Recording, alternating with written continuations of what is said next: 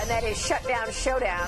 The shutdown of government continues. That partial government shutdown is now entering a third week with no border wall funding deal in sight between the president and congressional Democrats. Yesterday on Sunday Morning Futures, I spoke with Senate Appropriations Committee Chairman Richard Shelby, and here's what he said about where we are now.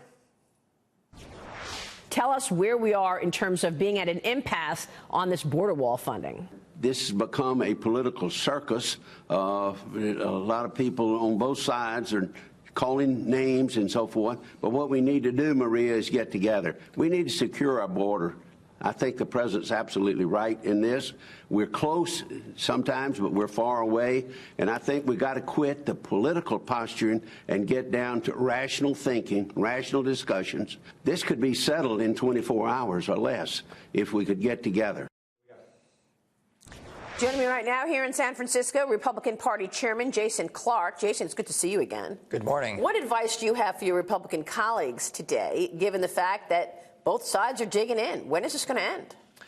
Well, we're hoping that it's going to end soon. But as you know, the president, this was one of his campaign promises. And I think this is his way of getting Congress to actually deal with the issue. We've had Congress, both Republicans and Democrats, not actually dealing with the very important national security issue of border security. And this is his way of getting them to force them to actually make a stance on the issue. You know, what really strikes me is the fact that the Democrats just do not want him to have a win.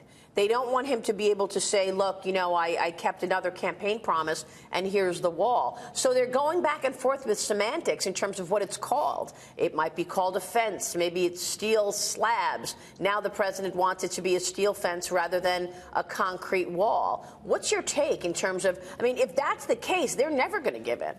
Well, we don't really need a wall anyway. If we actually enforced our own immigration laws, we wouldn't need a wall. But we have a president who wants a wall and who's really dedicated to border security. The fact of the matter is the Democrats control a very small slice of government, and this is their way of trying to say that they're going to make a difference. And I don't think they're going to win this one. You don't think they're going to win this one? No.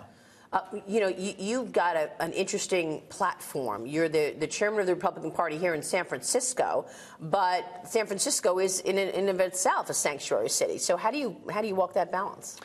Well, it's definitely an interesting thing here in San Francisco. You know, there's this saying, as California goes, the nation goes. Well, we have a lot of San Francisco Democrats who are now taking power in Sacramento. So as San Francisco goes, California goes, and maybe even parts of the country. So we're here actually on the home turf here to call the Democrats out on some of their more atrocious policies. And the sanctuary city one, which they've abused a lot, has resulted in murders and high crime and hasn't done service to any people who are here legally as immigrants. Yeah, you wonder if it's resonating with the American people. Lee Carter, you've spoken with a number of people and have done dials on this. Tell us how this whole shutdown is affecting people and who's winning and losing here. Which side? You know, I don't know that either side is losing. And that's something that's so fascinating to me because right now the real issue is, I think, Republicans need to keep their base as they're going into 2020. They need to see, I mean, Donald Trump needs to keep those people sure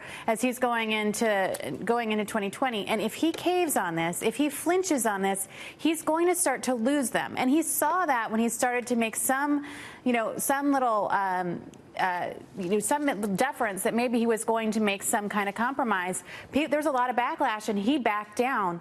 When you look at the Democrats, there is no incentive for them to back down because their supporters are being just as excited that they're standing up to Donald Trump and the Republicans and saying, no, we're not going to do this. So I don't know where the incentive is for compromise to get done, because if either one of them caves, then I think they're going to lose some support from their base.